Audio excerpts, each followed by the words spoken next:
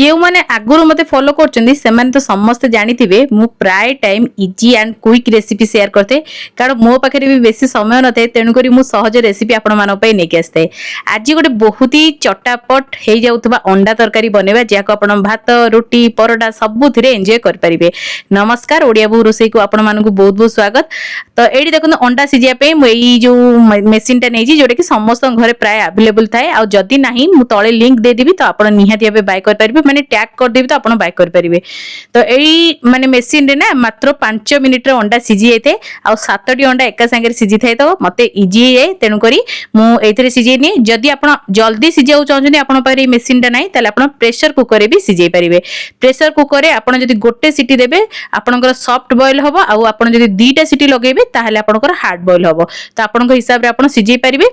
तापर ये देखो मुझे सीझा को साइड रखी नहीं भर आम मसला रेडी करदे 5 मिनिट आम सब जिन रेडी करवा जमीक आम ये मसला बाटा अदा रसुण पिज आ गोटे सुखिला लंका आ टमाटर गोटे नहीं बड़ सैज मुझे चॉप करके जेहेतु आम इनस्टांट बनवा आउ जल्दी जल्दी बनवा तेणुक आम मसला को अलग अलग किसी भाजबानी एका सांगे सब जिन को बाटिकी नहीं जावा।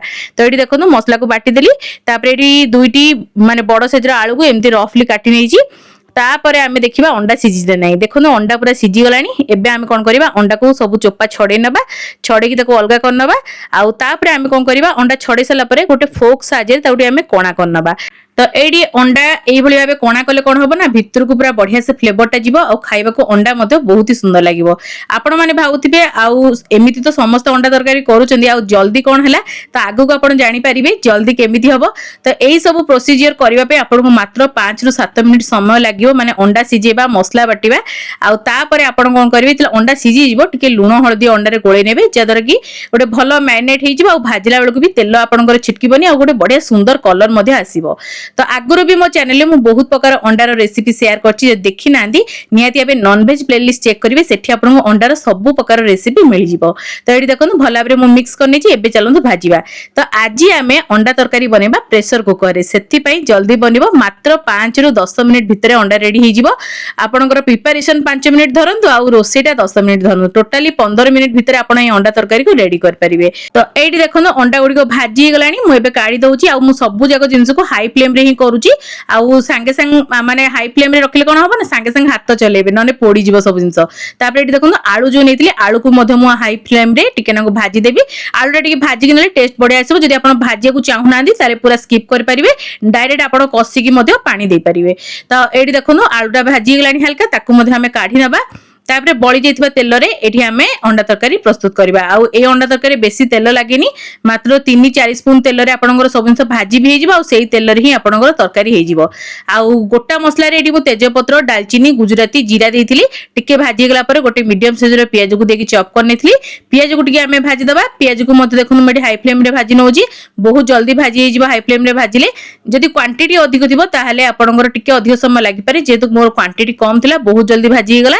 तापर आम सब गुंड मसला ऐड करदबा जेमती कि हलदी गुंड देइची अल्प टिके काश्मीरी लंका गुंड देइची भलो कलर आसिया पई तापर एठी आम देदबा जीरा गुंड अल्प टिके धनिया गुंड देइची तापर एठी मु चिकन मसला ऐड करची आपण जे कोनोसी मसला आपण पसंद ऐड कर परिबे। तापर टिके कसूरी मेथी देइची अल्प टिके मु पानी दबुची पानी देकी टिके भलो से मिक्स करनबा तापर आम एठी ऐड करबा बटा आइतबा मसला बटाई मसला को देखिए आम ये भल भाव में पूरा कषि ना तेल छाड़ा पर्यंत आउ जदि आपको मीडियम टू हाई फ्लेम रे कषिबे आपको मात्र 2 ରୁ 3 मिनिट समय लगे बेसी समय लगेनी भल भाव में कषि सारा पर आम कौन करवा अंडा और आलू को ऐड करवा माने एबे ऐड करेंगे जमा भी ना भल लगे टेस्ट भल आसबनी मसलाटा को भल से कषिला ही आपड़ ऐड करेंगे। तो ये मुझे हल्का पानी देती जमीक तले आम मसला लगे भल भाव में मसलाटा कषि हो। तो टिके मुझे घोड़ी रखिदे देखो ये बढ़िया भाव में मसला कषि गला आ बढ़िया भाव तेल सेपरेट हो गलानी आउ एबे कौन करबा आमे जो अंडा आलू को भाजी रखले ताको आमे मध्ये एटी ऐड कर दबा आ ताकू देखि आ गोटे 2 मिनिट पे आमे बढ़िया से मसला सहित कषि नबा।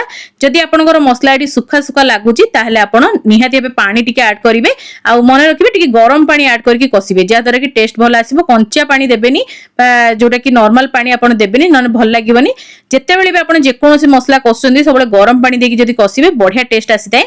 तो ये देखो भल भाव में मसला को पूरा कषि देती ये स्वाद अनुसार मुझे लुण दे दूची तरकारी जी दरकार आ भल भाव में मिक्स करनबा आउ एडी पूरा तेल छला पर्यंत जदि आपण कसिबे ना देखिबे अंडा तरकारीटा पूरा चिकेन तरकारी भले लागि थाए बढ़िया बास्ना आसे अंडा तरकारी रो। तो एडी देखु हमर मसला पूरा बढ़िया से कसी गलानी। एबे कोन करबा आमे दरकार मुताबिक पानी दे देबा। जदि आपण टी अधिक पानी पसंद ताले अधिक देई परिबे। मडी ना अधिक देइची ना कम देइची टिके मीडियम रखिची झोल को जेमति कि आमे रोटी परोटा भात सबुथिरे खाई परिबा सेही भली आमे एटी रखिची।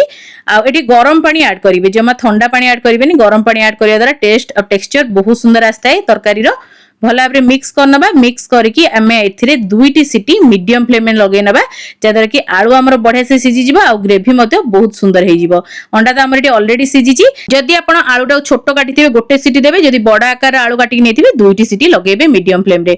तो एटी देखंतु दुईटी सीटी परे पूरा ठंडा हला परे प्रेशर कुकर एटी मु खोलिथिली आ देखंतु केते सुंदर हमर अंडा तरकारी बनिची। लास्ट को केवल हल्का टिके गरम मसला ऐड करंतु आ भला भाबरे टिके मिक्स करनियंतु आ गोटे मिनिट पय आपण चूल्हा को ऑन कर दियंतु आ तापरे बंद कर दियंतु जेमति कि हमर गरम मसला रो फ्लेवरटा बहुत बढ़िया से रहि जिवो।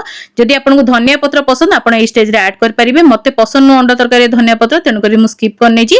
तापरे आकु घोड़े गी गोटे स्टैंडर्ड टाइम दे देबा 5 रु 10 मिनिट आ तापरे गरमा गरम सर्व करिबा। देखंतु केते सुंदर हमर अंडा झोल रेडी हेइची। मात्र 15 रु 20 मिनिट भितरे ए अंडा झोल रेडी हेते आ खाइबा को पूरा जबरदस्त लागते।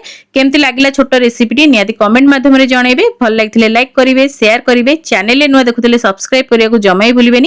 फेसबुक पेज रे देखुथिले नियाति बे पेज को फॉलो करिवे लाइक शेयर देबे कमेंट माध्यम रे आपन मतामत को शेयर करिवे। जदि जे आपण माने मोर इंस्टाग्राम पेज को फॉलो करनांदी निहाती बे फॉलो करनेबे। आगो कोडियाबो एमती बहुत सारा बढ़िया बढ़िया रेसिपी सब नेके आसीबो। तो आजि पई एतिकी बाय बाय।